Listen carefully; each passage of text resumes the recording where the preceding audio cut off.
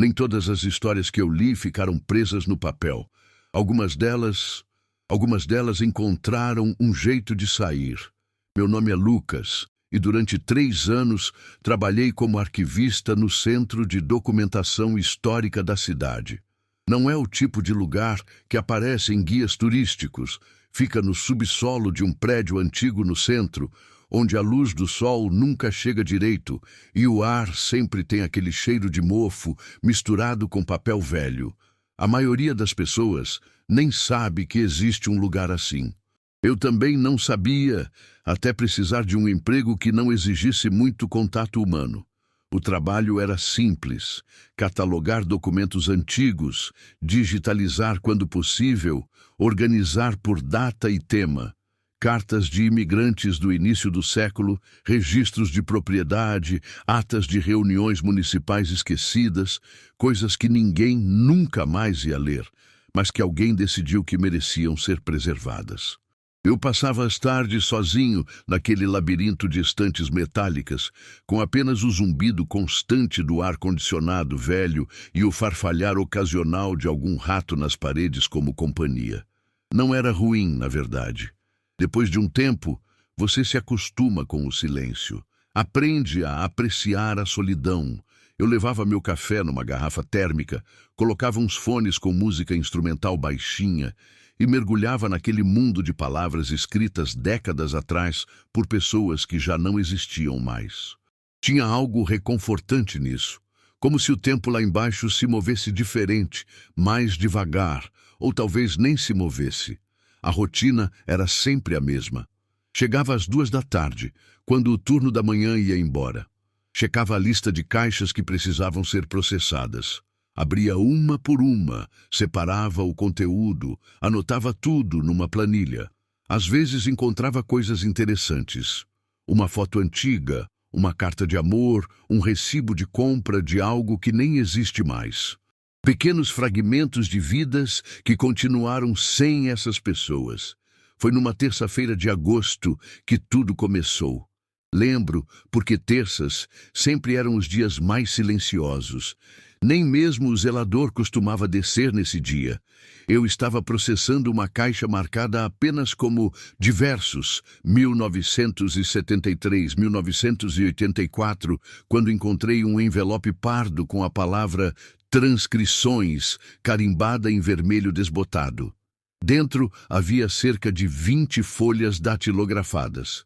Não eram documentos oficiais. Pareciam mais com entrevistas ou depoimentos.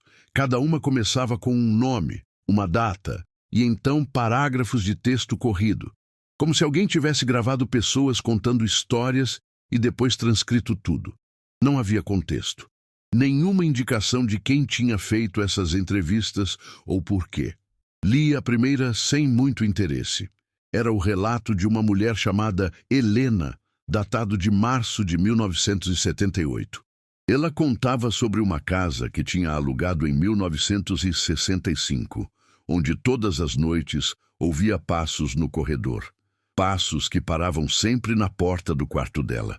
Ela dizia que nunca abriu a porta quando isso acontecia, que tinha medo do que poderia encontrar do outro lado. O relato terminava abruptamente, com ela dizendo que precisava se mudar, que não aguentava mais. Arquivei aquilo como depoimentos não identificados e continuei meu trabalho. Mas naquela noite, em casa, eu continuei pensando naquele texto. Não pela história em si, que era relativamente comum. Casas mal assombradas, passos noturnos, todo mundo já ouviu algo assim. O que me incomodava era o jeito como estava escrito. Tinha uma urgência. As frases eram curtas, diretas. Você conseguia sentir o medo real por trás das palavras. Não parecia ficção. Parecia alguém realmente tentando descrever algo que tinha vivido. Na semana seguinte comecei a procurar mais desses documentos.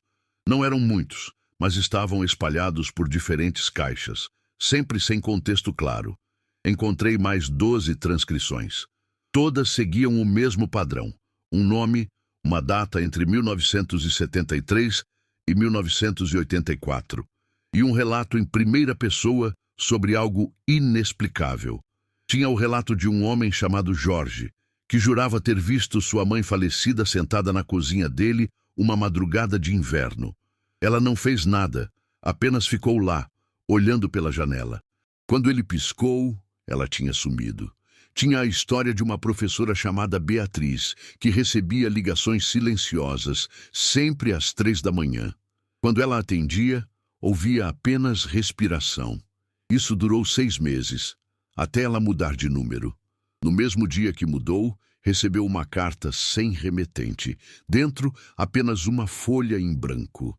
Cada história era diferente, mas todas tinham algo em comum. Eram experiências pequenas, quase insignificantes. Nada de demônios ou exorcismos, apenas estranhezas. Coisas que não faziam sentido, mas que também não podiam ser facilmente explicadas, e todas terminavam sem resolução. As pessoas simplesmente paravam de contar, como se tivessem desistido de entender. Eu criei uma pasta separada para essas transcrições. Comecei a ler todas com mais atenção, procurando padrões. Não encontrei nada óbvio.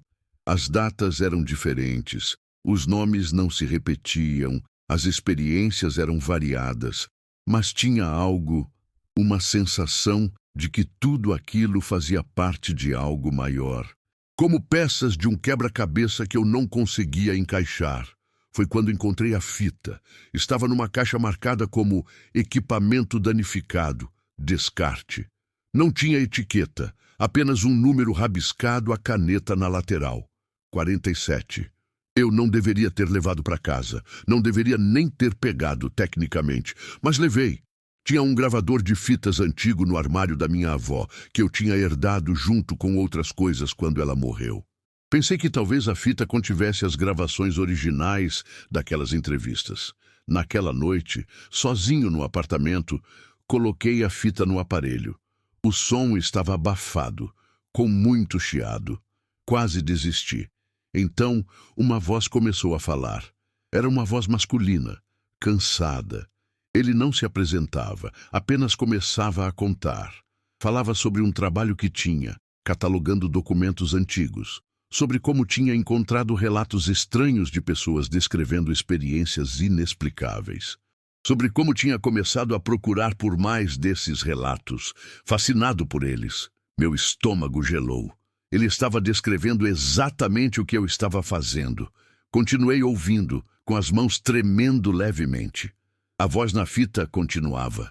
Dizia que tinha encontrado uma fita numa caixa de equipamentos velhos, que tinha levado para casa e estava ouvindo naquele momento. Que a voz na fita estava descrevendo exatamente o que ele estava fazendo. Eu apertei pause. Fiquei sentado no escuro da sala, apenas com a luz fraca da cozinha vazando pela porta. Meu coração batia rápido demais. Aquilo não fazia sentido, era impossível. Mas a voz tinha a mesma cadência que a minha. Não era idêntica, mas era próxima o suficiente para ser perturbadora. Respirei fundo. Era só coincidência. Tinha que ser. Alguém que tinha tido a mesma experiência que eu, trabalhando no mesmo lugar, décadas atrás, encontrando os mesmos documentos. Era estranho, mas explicável.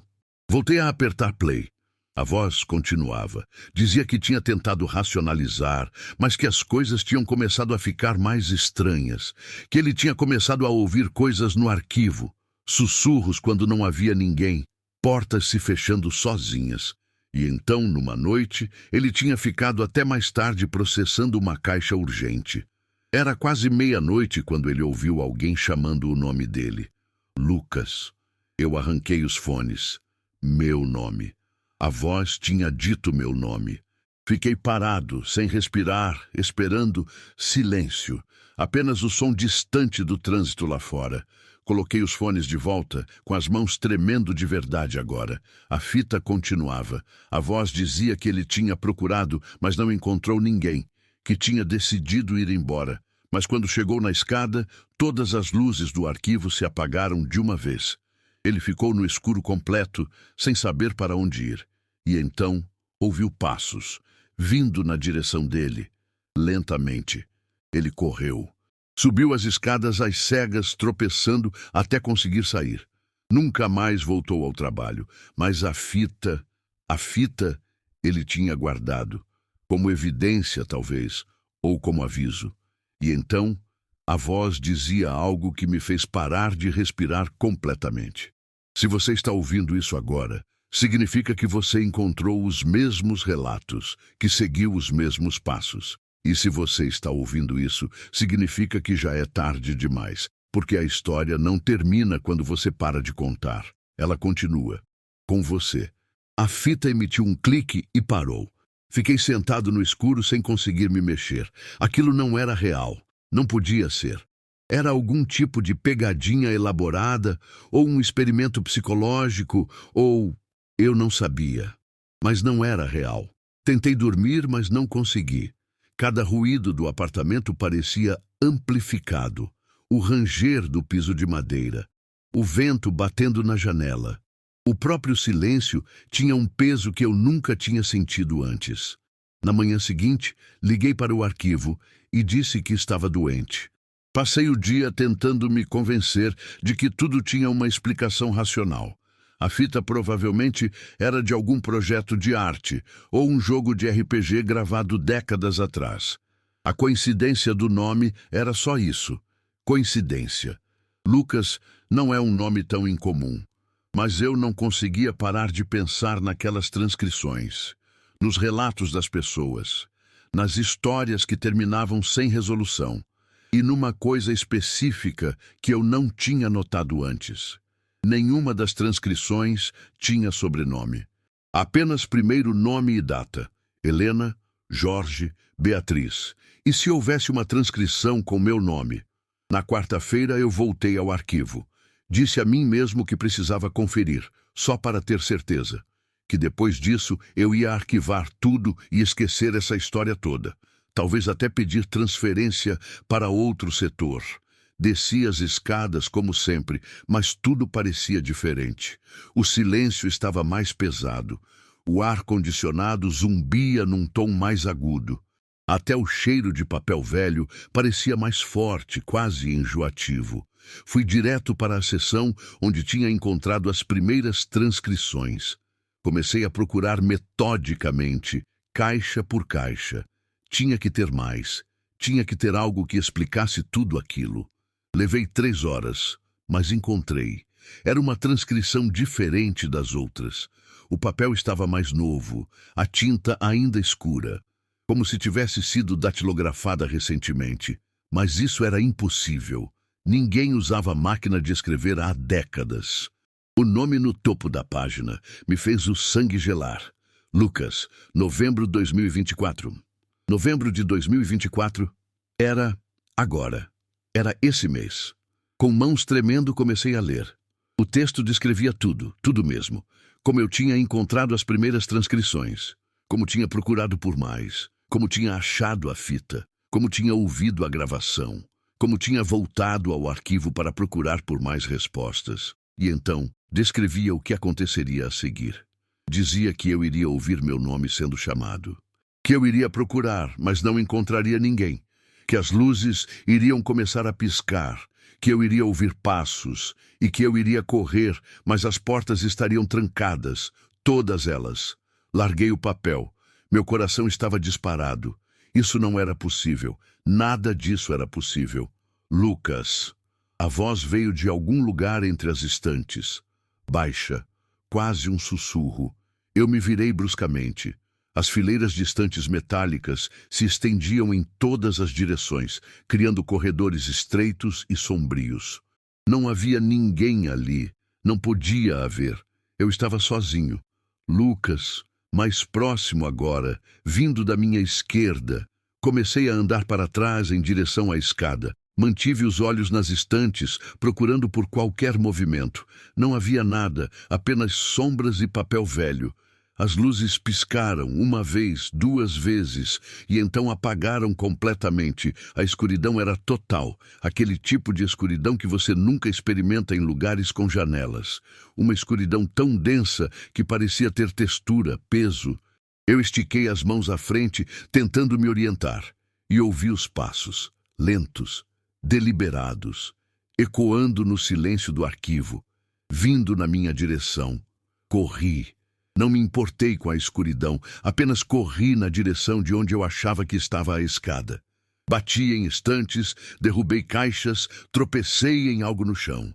Os passos continuavam atrás de mim, sempre à mesma distância, nem se aproximando, nem se afastando, apenas seguindo.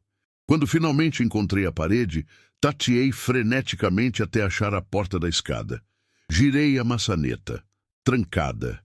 Tentei de novo, sacudindo com força. Nada. A porta não se movia. Os passos pararam. Ficou tudo silencioso de novo. Aquele silêncio pesado, sufocante. Eu pressionei as costas contra a porta, respirando rápido demais, tentando ouvir qualquer som que indicasse onde a coisa estava. Nada. E então, bem ao meu lado, no escuro, uma voz sussurrou no meu ouvido.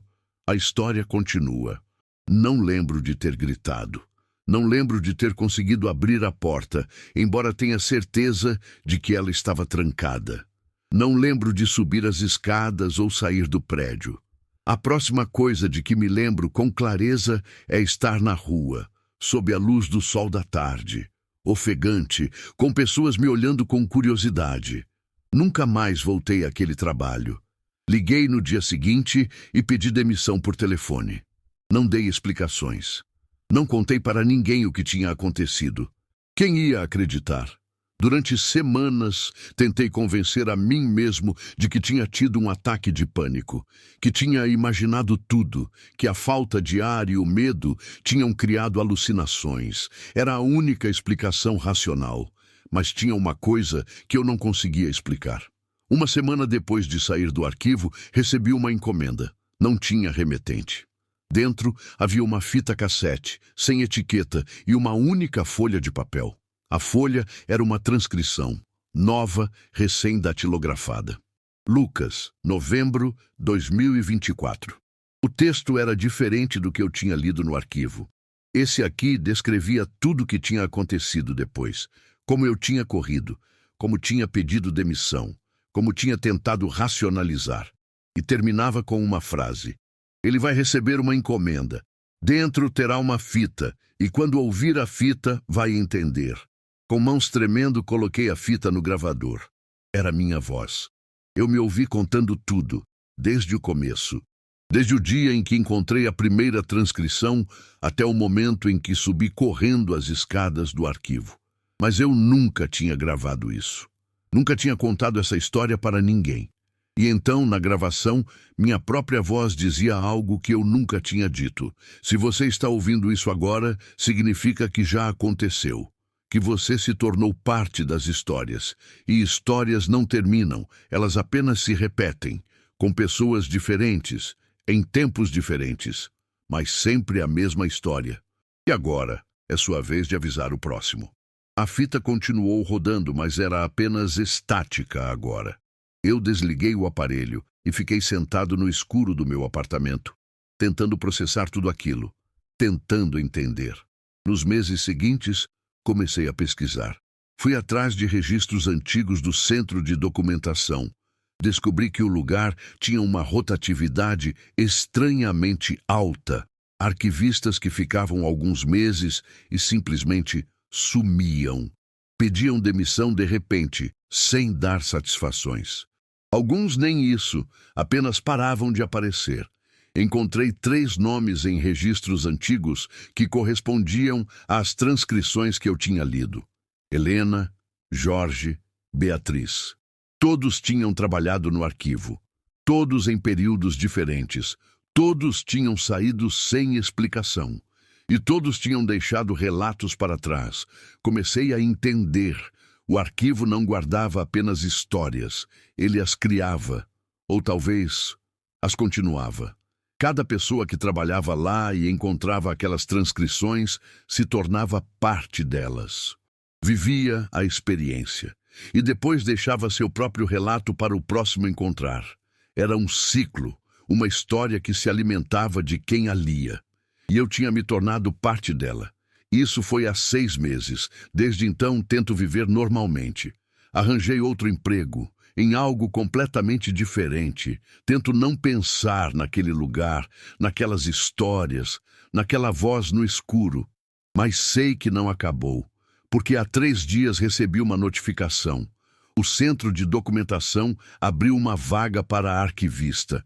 E quando olhei os comentários na postagem, vi que alguém já tinha se candidatado. Um nome que eu não conhecia, mas que em breve estaria sozinho naquele subsolo silencioso, entre estantes de metal e caixas de papel velho, procurando por respostas, encontrando transcrições, seguindo os mesmos passos que eu segui. E eu sei o que preciso fazer. Sei que deveria avisar essa pessoa, contar tudo, impedir que o ciclo continue. Mas uma parte de mim quer ver o que acontece. Quer saber se essa pessoa também vai ouvir os passos, se também vai encontrar uma fita com a própria voz, se também vai se tornar parte das histórias.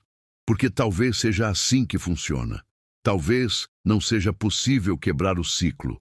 Talvez algumas histórias realmente não terminem. Elas apenas encontram novos narradores. E talvez, no fundo, todo mundo que trabalhou naquele arquivo soubesse disso. Talvez todos nós tenhamos escolhido deixar que a história continuasse. Porque é isso que histórias fazem. Elas persistem. Elas encontram um jeito de sobreviver. Às vezes, acordo no meio da noite e ouço passos no corredor do meu prédio. Passos que param sempre na porta do meu apartamento. Eu nunca abro a porta quando isso acontece. Tenho medo do que poderia encontrar do outro lado. E de vez em quando, no silêncio da madrugada, ouço uma voz sussurrando meu nome. Não sei se está do lado de fora ou se vem de dentro da minha cabeça. Não sei se isso importa. O que eu sei é que estou escrevendo isso agora. Este relato. Esta transcrição da minha experiência. E quando terminar, vou guardá-la num envelope pardo. Vou escrever transcrições na frente com caneta vermelha. E então vou esperar.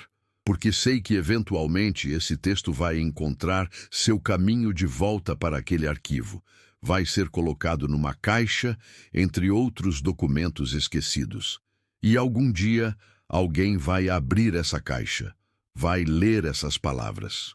Vai pensar que é só uma história estranha, talvez até interessante.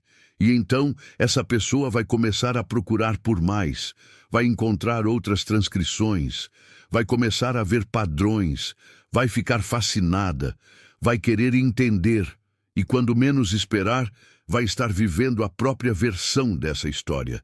Porque é isso que acontece com as histórias mais aterrorizantes. Elas não são contadas. Elas não podem ser contadas, não realmente. Elas precisam ser vividas, experienciadas, sentidas na pele e no osso. E depois de vivê-las, você se torna parte delas, para sempre. Então, se você está lendo isso agora, se por alguma razão essas palavras chegaram até você, eu tenho apenas um conselho. Pare de procurar. Pare de ler. Pare antes que seja tarde demais. Mas nós dois sabemos que você não vai parar, não é? Porque você já está no meio da história agora. Já está se perguntando o que mais existe. Que outras transcrições estão esperando para serem descobertas. Que outras vozes estão gravadas naquelas fitas antigas. Você já está se imaginando naquele arquivo silencioso. Já está pensando em como seria abrir aquelas caixas, em como seria ouvir aquelas gravações. E essa curiosidade, essa necessidade de saber, é exatamente como tudo começa. É assim que a história continua. Acho que certas histórias não são contadas. Elas continuam se repetindo, se renovando, encontrando novos ouvintes, novos protagonistas, novos finais que não são realmente finais. E talvez isso seja o mais aterrorizante de tudo. Não os passos no escuro, não as vozes sussurrando, não as portas trancadas ou as luzes que se apagam. O mais aterrorizante é saber que você está preso numa história que nunca termina, que você se tornou apenas mais um capítulo, mais uma voz, mais um nome numa transcrição que alguém vai encontrar daqui a anos, décadas, talvez séculos, e que quando essa pessoa ler seu relato, vai sentir o mesmo frio que você sentiu, a mesma curiosidade, o mesmo medo. E então vai começar tudo de novo, sempre de novo, para sempre. Eu fecho os olhos e ainda vejo aquele subsolo. Ainda sinto o cheiro de papel velho. Ainda ouço o zumbido do ar-condicionado e o farfalhar distante de algo se movendo entre as estantes. E sei que um dia vou voltar, não por escolha, mas porque histórias têm um jeito de puxar você de volta, de não deixar você ir embora completamente. Talvez eu encontre você lá. Talvez seja minha voz que você vai ouvir no escuro. Talvez sejam meus passos que você vai ouvir se aproximando quando as luzes se apagarem. Ou talvez você se torne a voz, os passos, a sombra entre as estantes. Porque no final, somos todos a mesma coisa. Pedaços de uma história maior. Ecos uns dos outros. Repetindo os mesmos movimentos, as mesmas palavras, os mesmos medos, em um ciclo infinito que começou muito antes de nós e vai continuar muito depois. E se você pensar bem, talvez isso seja verdade para todas as histórias. Não apenas as aterrorizantes. Talvez todas as histórias funcionem assim, persistindo, se transformando, usando pessoas como veículos para continuar existindo. Mas as histórias de terror, essas têm um poder especial.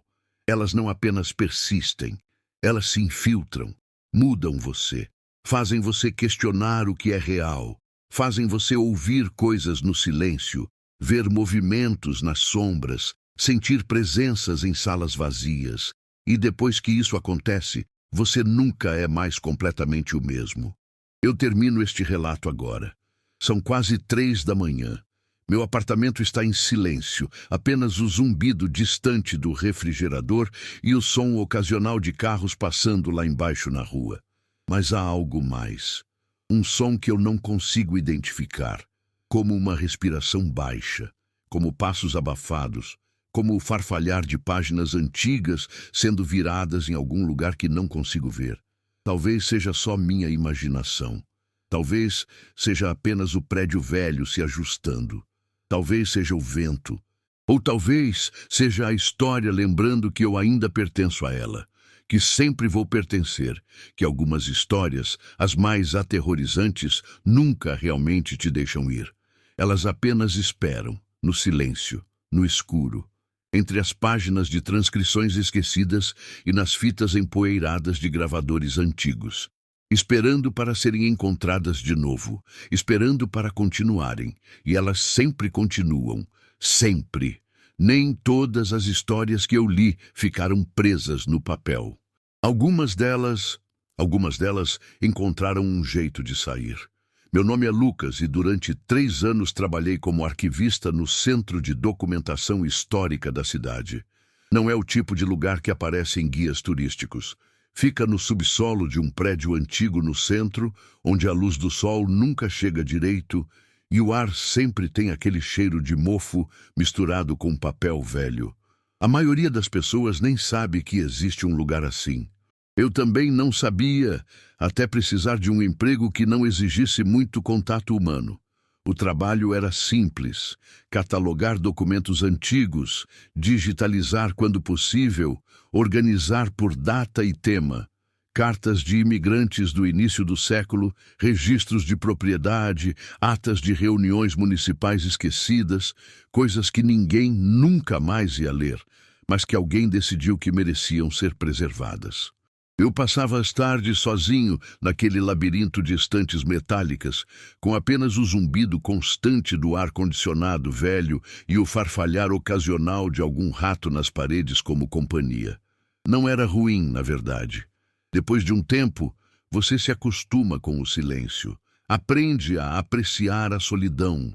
Eu levava meu café numa garrafa térmica, colocava uns fones com música instrumental baixinha e mergulhava naquele mundo de palavras escritas décadas atrás por pessoas que já não existiam mais. Tinha algo reconfortante nisso, como se o tempo lá embaixo se movesse diferente, mais devagar, ou talvez nem se movesse. A rotina era sempre a mesma. Chegava às 2 da tarde, quando o turno da manhã ia embora. Checava a lista de caixas que precisavam ser processadas. Abria uma por uma, separava o conteúdo, anotava tudo numa planilha. Às vezes encontrava coisas interessantes. Uma foto antiga, uma carta de amor, um recibo de compra de algo que nem existe mais. Pequenos fragmentos de vidas que continuaram sem essas pessoas. O prédio tinha 4 andares acima do térreo e 3 subsolos. O arquivo ocupava os 2 últimos níveis subterrâneos. Quanto mais fundo você descia, mais antigos eram os documentos. Eu trabalhava principalmente no 2º subsolo, onde ficavam os materiais do século XX. Era um espaço enorme, mal iluminado por lâmpadas fluorescentes que piscavam ocasionalmente, criando sombras que dançavam entre as estantes. Tinha uma mesa no centro da sala principal, onde eu fazia a maior parte do trabalho. Uma cadeira velha de escritório que rangia sempre que eu me mexia. Um computador antigo que demorava 5 minutos para ligar. E silêncio. Sempre aquele silêncio pesado, quebrado apenas pelos sons mecânicos do prédio. O zumbido do ar, o farfalhar distante, ocasionalmente o rangido de canos nas paredes. Foi numa terça-feira de agosto que tudo começou. Lembro porque terças sempre eram os dias mais silenciosos. Nem mesmo o zelador costumava descer nesse dia. Eu estava processando uma caixa marcada apenas como diversos, 1973, 1984, quando encontrei um envelope pardo com a palavra transcrições, carimbada em vermelho desbotado. Dentro havia cerca de 20 folhas datilografadas. Não eram documentos oficiais, pareciam mais com entrevistas ou depoimentos. Cada uma começava com um nome, uma data, e então parágrafos de texto corrido, como se alguém tivesse gravado pessoas contando histórias e depois transcrito tudo. Não havia contexto, nenhuma indicação de quem tinha feito essas entrevistas ou por quê. Li a primeira sem muito interesse. Era o relato de uma mulher chamada Helena, datado de março de 1978. Ela contava sobre uma casa que tinha alugado em 1965, onde todas as noites ouvia passos no corredor. Passos que paravam sempre na porta do quarto dela. Ela dizia que nunca abriu a porta quando isso acontecia, que tinha medo do que poderia encontrar do outro lado. O relato terminava abruptamente, com ela dizendo que precisava se mudar, que não aguentava mais. A segunda transcrição era de um homem chamado Jorge, datada de julho de 1979. Ele contava sobre a morte de sua mãe em 1972. Ela tinha falecido num acidente de carro, rápido, sem sofrimento. Mas 3 meses depois do funeral, numa madrugada de inverno, ele acordou com sede e foi até a cozinha. Quando acendeu a luz, sua mãe estava lá, sentada à mesa, olhando pela janela. Ela não se moveu, não olhou para ele. Apenas ficou ali, como costumava fazer em vida quando não conseguia dormir. Jorge ficou paralisado. Não conseguiu se mexer, não conseguiu falar. Apenas ficou ali, olhando para aquela figura impossível, e então piscou, e ela tinha sumido. O relato terminava com ele dizendo que nunca mais conseguiu entrar naquela cozinha à noite. Arquivei aquilo como depoimentos não identificados e continuei meu trabalho. Mas aquelas histórias ficaram na minha cabeça. Tinha algo nelas, uma qualidade que eu não conseguia definir. Não eram bem escritas no sentido literário. A gramática era simples, às vezes até incorreta, mas havia uma autenticidade ali, uma urgência. Como se as pessoas que contaram aquilo precisassem urgentemente colocar aquilo para fora, registrar de alguma forma. Naquela noite em casa, eu continuei pensando naqueles textos, não pela história em si, que eram relativamente comuns, Casas mal assombradas, aparições de falecidos, todo mundo já ouviu algo assim. O que me incomodava era o jeito como estava escrito. Tinha uma textura. As frases eram curtas, diretas. Você conseguia sentir o medo real por trás das palavras. Não parecia ficção. Parecia alguém realmente tentando descrever algo que tinha vivido e que não conseguia entender. Na semana seguinte, comecei a procurar mais desses documentos. Não era algo consciente no começo, apenas uma curiosidade. Quando abria uma caixa e via papéis datilografados, dava uma olhada mais atenta. Quando encontrava algo que parecia um relato pessoal, separava para ler depois. Não eram muitos, mas estavam espalhados por diferentes caixas, sempre sem contexto claro. Em 2 semanas, encontrei mais 12 transcrições. Todas seguiam o mesmo padrão. Um nome, uma data entre 1973 e 1984, e um relato em primeira pessoa sobre algo inexplicável. Tinha a história de uma professora chamada Beatriz, de abril de 1980. Ela recebia ligações silenciosas sempre às 3 da manhã. Quando atendia, ouvia apenas respiração. Respiração lenta, controlada, como se alguém estivesse apenas ouvindo ela do outro lado. Isso durou 6 meses. Ela tentou ignorar, mas as ligações continuavam toda a madrugada, sempre no mesmo horário. Ela chamou a polícia, que não conseguiu rastrear nada. Finalmente, ela mudou de número. No mesmo dia que instalaram a nova linha, ela recebeu uma carta sem remetente. Dentro, apenas uma folha em branco. Nada mais.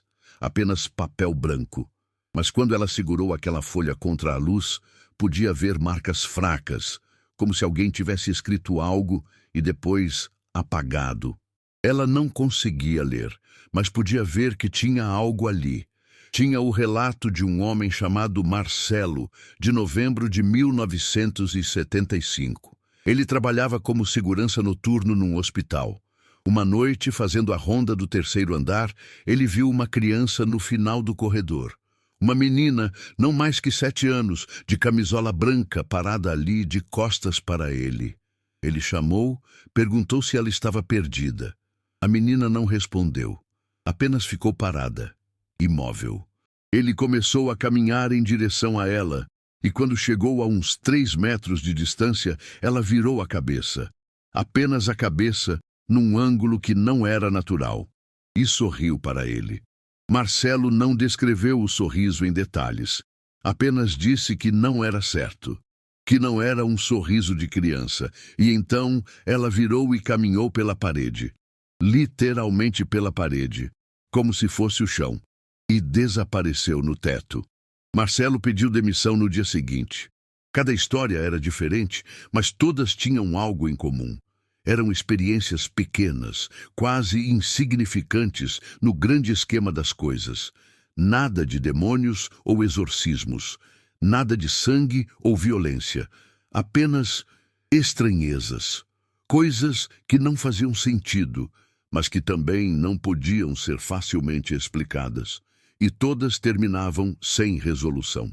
As pessoas simplesmente paravam de contar, como se tivessem desistido de entender ou encontrar explicações. Eu criei uma pasta separada para essas transcrições. Comecei a ler todas com mais atenção, procurando padrões. Fiz anotações. Criei uma linha do tempo. As datas variavam, mas todas estavam concentradas entre 1973 e 1984, um período de 11 anos. Os nomes não se repetiam, as experiências eram variadas, não havia nenhuma conexão geográfica óbvia. Alguns relatos mencionavam bairros da cidade, outros não davam localização nenhuma. Mas tinha algo, uma sensação de que tudo aquilo fazia parte de algo maior, como peças de um quebra-cabeça que eu não conseguia encaixar. Quanto mais eu lia, mais aquela sensação crescia. Tinha uma estrutura ali, escondida. Um padrão que eu quase conseguia ver, mas que escapava sempre que eu tentava definir. Foi quando decidi procurar no 3º subsolo. O 3º nível era diferente do 2º, mais antigo, mais úmido, menos organizado. As estantes eram de madeira, não metal, e muitas estavam começando a apodrecer. O cheiro era pior, uma mistura de mofo, papel deteriorado e algo mais que eu nunca consegui identificar. Algo orgânico, como se algo tivesse morrido ali há muito tempo e o cheiro nunca tivesse saído completamente. Eu raramente descia lá, não tinha motivo. Os documentos do terceiro subsolo eram muito antigos, do século XIX, e não faziam parte do meu trabalho regular, mas eu tinha uma intuição. Se havia mais transcrições, se havia algo que explicasse o projeto todo, estaria lá embaixo. Desci numa quinta-feira, no final do expediente. O elevador velho rangeu o caminho todo, e quando as portas se abriram no terceiro subsolo, fui atingido por aquele cheiro. Forte, penetrante. Quase recuei, mas me forcei a sair. O espaço era menor que o segundo subsolo, mas parecia maior por causa da iluminação ruim. Apenas algumas lâmpadas funcionavam, criando pools de luz amarelada, cercados por sombras profundas.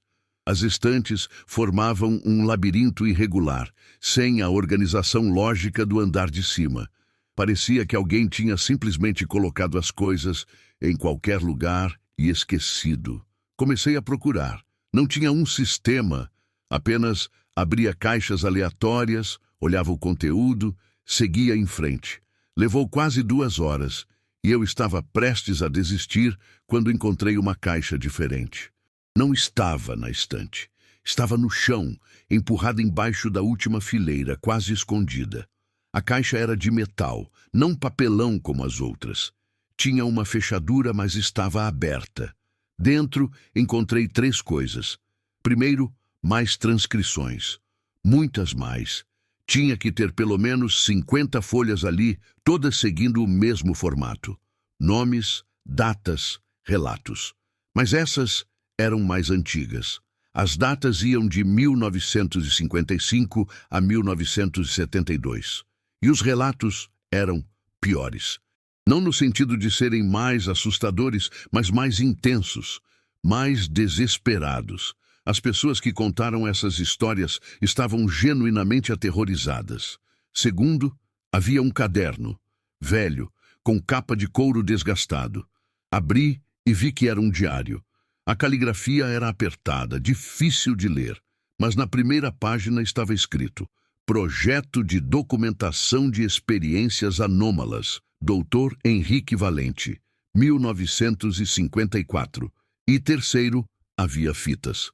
4 fitas cassete, numeradas de 1 a 4, em letra cursiva. Eu deveria ter deixado tudo ali. Deveria ter fechado a caixa, colocado de volta onde estava e esquecido. Mas não fiz isso. Peguei tudo e levei para minha mesa no segundo subsolo. Comecei a ler o diário. O Dr. Henrique Valente era um psiquiatra que tinha trabalhado na cidade entre 1952 e 1984. Segundo o que ele escreveu, ele tinha se interessado por relatos de experiências que seus pacientes descreviam como sobrenaturais ou inexplicáveis. Coisas que eles viam, ouviam, sentiam, mas que não conseguiam explicar através de lógica ou razão. No começo, ele tratava esses relatos como sintomas, alucinações, paranoia, esquizofrenia, mas com o tempo começou a notar padrões. Muitos de seus pacientes descreviam experiências similares e, mais importante, muitos deles eram pessoas completamente funcionais, sem nenhum outro sintoma de doença mental. Apenas essas experiências isoladas. Ele começou a gravar as sessões. Pedia para os pacientes contarem suas histórias em detalhes e depois transcrevia tudo.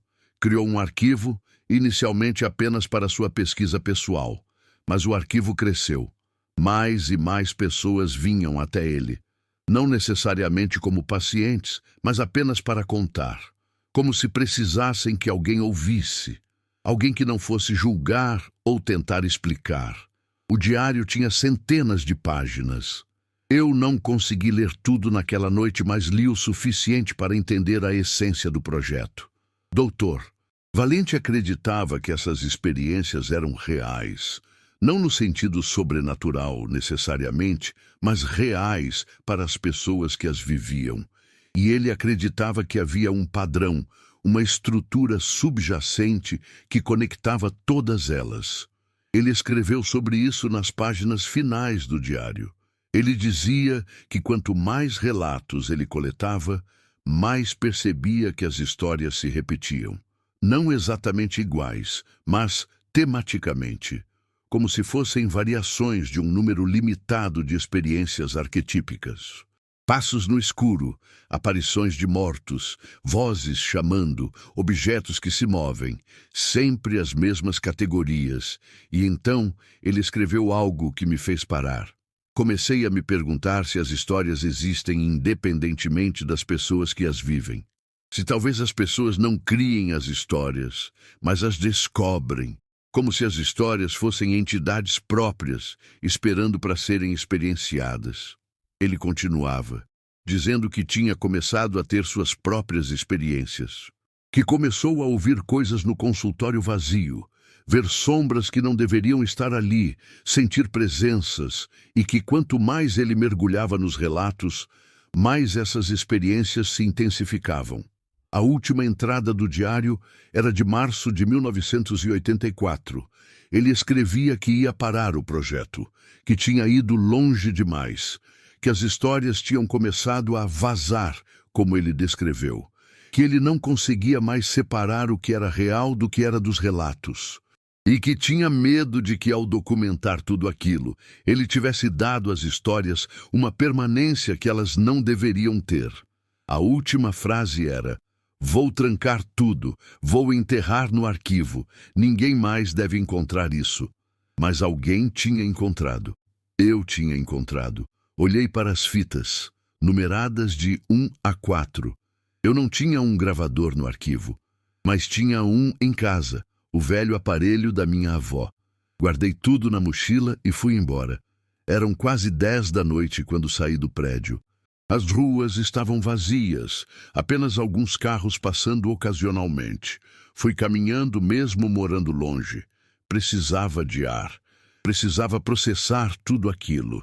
Quando cheguei em casa, fiz café e sentei na mesa da cozinha com as fitas à minha frente.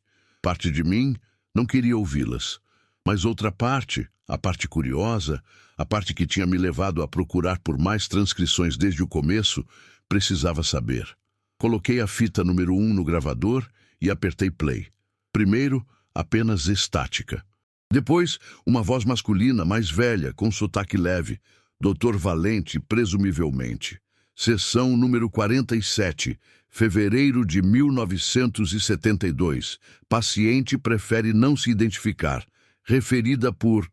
A gravação seguia como uma sessão de terapia normal. O Dr. Valente fazia perguntas, uma mulher respondia. Ela contava sobre uma experiência que teve em 1968, numa casa que tinha alugado. Ouvia passos toda noite. Passos que paravam na porta do quarto. Era exatamente o relato que eu tinha lido, transcrito. Helena. Ouvi a fita inteira, era longa, quase 1 hora. Outras sessões, outros pacientes, todos contando suas histórias. Jorge e sua mãe na cozinha, Beatriz e as ligações silenciosas. Marcelo e a criança no hospital. Todos estavam ali, nas gravações originais. Coloquei a fita número 2. Mais do mesmo, sessões de 1973 e 1974. Relatos cuidadosamente documentados. A voz do Dr. Valente sempre calma, sempre fazendo as perguntas certas, guiando as pessoas através de suas memórias. A fita número 3 começou diferente. Não era uma sessão. Era apenas o Dr. Valente falando, como se estivesse gravando pensamentos pessoais. Março de 1976. Não estou mais fazendo sessões formais. As pessoas simplesmente vêm e contam. Já não sei se sou terapeuta ou apenas um recipiente. Um arquivo vivo dessas experiências. Ele fazia uma pausa longa. Ouvia-se ruído de fundo, como vento ou água correndo. Comecei a ter sonhos. Sonho com as histórias que ouvi, mas não como observador. Eu estou nelas. Eu sou a pessoa ouvindo os passos. Eu sou quem vê a aparição. Eu sou quem recebe as ligações. Como se ao ouvir tantas vezes eu tivesse me tornado parte delas. Outra pausa. Respiração pesada. E quando acordo, não tenho certeza se foram sonhos, porque às vezes encontro evidências, marcas no chão onde ouvi os passos, o telefone fora do gancho, objetos que não estavam onde deixei. A gravação continuava assim por vários minutos. O doutor Valente descrevendo experiências cada vez mais estranhas. Ele falava de uma contaminação, como chamava. Como se as histórias tivessem começado a infectá-lo. Quanto mais ele ouvia, mais ele vivia. E então ele disse algo que me fez pausar a fita. Encontrei algo nos padrões, uma estrutura. As histórias não são aleatórias. Elas seguem uma progressão. Começam com sinais pequenos, ignoráveis. Depois aumentam em intensidade. Tornam-se impossíveis de ignorar. E então culminam. Sempre há um ponto de culminação, um momento onde a pessoa tem que escolher, confrontar ou fugir. Ele respirava fundo. E percebi que estou nessa progressão agora. As minhas experiências começaram pequenas e estão crescendo, seguindo o mesmo padrão das histórias que documentei, como se ao documentá-las, eu tivesse me colocado dentro delas. A fita continuou, mas era principalmente silêncio, entrecortado por murmúrios do Dr. Valente. Ele parecia estar falando consigo mesmo, processando. Eventualmente, a fita acabou. Fiquei sentado na cozinha, com a luz fria da lâmpada fluorescente zumbindo acima de mim. Olhei para a última fita, número 4.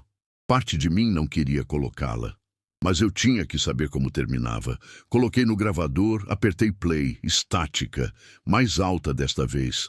Depois, a voz do Dr. Valente, mais diferente, tensa, assustada. Outubro de 1983. Não sei se alguém vai ouvir isso, não sei se importa, mas preciso gravar, preciso documentar. Ruídos de fundo, como se ele estivesse se movendo, a gravação sendo feita com um gravador portátil. Elas não são apenas histórias. Eu estava certo sobre isso, mas estava errado sobre o que elas são. Não são entidades, são memórias. Memórias que existem independentemente de quem as lembra.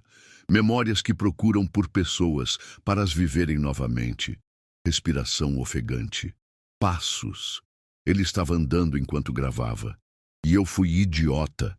Ao coletar todas essas memórias, ao colocá-las todas juntas, concentradas num único lugar, eu criei um ponto focal. Um lugar onde todas essas experiências convergem. E agora elas estão... Ele parou de falar. Silêncio. Apenas sua respiração pesada. E então, muito baixinho, outro som. Passos. Não os passos dele, outros passos. Lentos, deliberados. Está aqui, ele sussurrou. Sempre esteve aqui, esperando, alimentando-se dos relatos. E agora é forte o suficiente para... Um som alto, como uma porta batendo. A gravação cortava abruptamente. Quando voltava, a voz era diferente. Ainda era o Dr. Valente, mas soando distante, ecoada. Se alguém encontrar isso, se alguém encontrar os relatos, não procure por mais, não tente entender, não tente conectar, porque quanto mais você mergulha, mais você se torna parte disso. E então não há volta. Silêncio longo, muito longo. Achei que a fita tinha acabado, mas então ele falou de novo, ainda mais distante. As histórias mais aterrorizantes não são contadas, elas são vividas. E depois que você as vive, você se torna apenas mais uma voz, mais um relato, mais uma memória esperando para ser descoberta. A fita emitiu um clique e parou. Fiquei sentado no escuro da cozinha. Tinha desligado a luz sem perceber em algum momento. A única iluminação vinha do relógio digital do micro-ondas. 3:00 AM. Aquilo não era real. Não podia ser. Era um projeto de pesquisa que tinha dado errado, um psiquiatra que tinha tido um colapso mental. Nada mais. Histórias não podiam ser entidades. Memórias não existiam independentemente. Era absurdo. Mas minha mão tremia quando coloquei o café na boca. E eu continuava ouvindo coisas, pequenos sons, o ranger do piso de madeira, o vento batendo na janela. O próprio silêncio tinha um peso que eu nunca tinha sentido antes.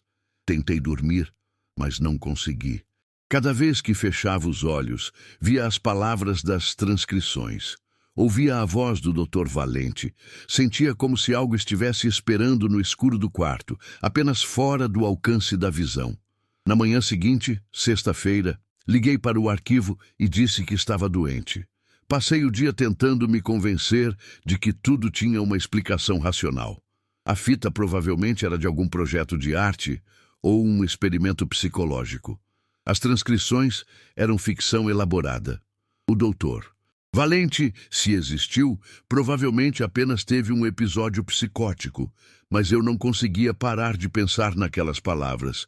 As histórias não são contadas, elas são vividas, e comecei a me perguntar: todas aquelas transcrições que eu tinha lido, todas aquelas experiências documentadas, e se fossem reais? E se todas aquelas pessoas realmente tivessem vivido isso? E mais importante, o que tinha acontecido com elas depois? Na segunda-feira, voltei ao arquivo. Disse a mim mesmo que precisava conferir uma coisa, só para ter certeza, que depois disso eu ia arquivar tudo e esquecer essa história toda. Talvez até pedir transferência para outro setor. Desci as escadas como sempre, mas tudo parecia diferente. O silêncio estava mais pesado. O ar-condicionado zumbia num tom mais agudo. Até o cheiro de papel velho parecia mais forte, quase enjoativo. Fui direto para a seção onde tinha encontrado as primeiras transcrições. Comecei a procurar metodicamente, caixa por caixa. Tinha que ter mais, tinha que ter algo que explicasse tudo aquilo. Talvez registros sobre o Dr. Valente, talvez mais diários. Algo. Levei 3 horas, mas encontrei algo. Não era uma transcrição, era um registro de funcionários, uma lista de pessoas que tinham trabalhado no Centro de Documentação desde sua fundação em 1952. Comecei a ler os nomes, e então vi Helena Costa, arquivista assistente 1976-1978. Saiu sem aviso prévio. Jorge Mendes, técnico de catalogação 1978-1979. Saiu sem aviso prévio. Beatriz Santos, arquivista 1979-1981. Saiu sem aviso prévio. Marcelo Lima, segurança noturno 1973-1975. Transferido. Depois pediu demissão. Todos os nomes das transcrições. Todos tinham trabalhado ali, no arquivo. No mesmo lugar onde eu trabalhava agora. Meu sangue gelou. Não eram pacientes do Dr. Valente. Eram funcionários. Pessoas que tinham trabalhado naquele subsolo silencioso, catalogando documentos antigos. Pessoas que, presumivelmente, tinham encontrado as transcrições, assim como eu, e então viveram as experiências, assim como o Dr. Valente tinha previsto. Continuei procurando. Tinha que ter mais. Tinha que ter, e então encontrei. Era uma transcrição diferente das outras. O papel estava mais novo, a tinta ainda escura, como se tivesse sido datilografada recentemente. Mas isso era impossível. Ninguém usava máquina de escrever há décadas. O nome no topo da página me fez perder o fôlego. Lucas, novembro 2024. Novembro de 2024 era agora. Era esse mês. Era hoje. Com mãos tremendo, comecei a ler. O texto descrevia tudo. Tudo mesmo. Como eu tinha encontrado as primeiras transcrições. Como tinha procurado por mais, como tinha descido ao 3º subsolo, como tinha achado a caixa, como tinha levado as fitas para casa, como tinha ouvido cada uma delas. E então descrevia o que aconteceria a seguir.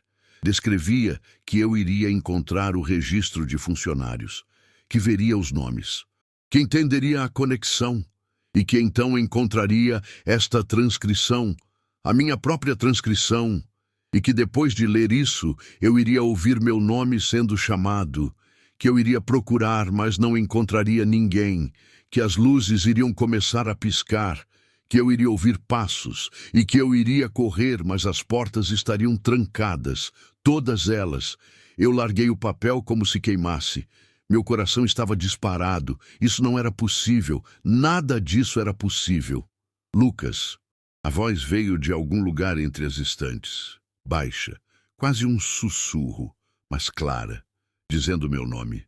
Eu me virei bruscamente. As fileiras de estantes metálicas se estendiam em todas as direções, criando corredores estreitos e sombrios. Não havia ninguém ali. Não podia haver. Eu estava sozinho.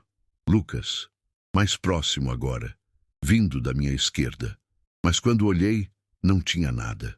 Apenas sombras e papel velho. Comecei a andar para trás, em direção à escada. Mantive os olhos nas estantes, procurando por qualquer movimento. Meu coração batia tão forte que eu podia ouvi-lo ecoando nos ouvidos. As luzes piscaram. Uma vez, 2 vezes. Na terceira, ficaram apagadas por quase 5 segundos antes de voltarem. E nesse intervalo, naquele escuro total, eu senti algo se movendo, algo se aproximando. Não fazia som, mas eu podia sentir, como uma pressão no ar, como quando alguém está perto de você no escuro e você simplesmente sabe, mesmo sem ver. Lucas, logo atrás de mim. Eu me virei e corri. Esqueci da direção, esqueci de qualquer coisa que não fosse sair dali.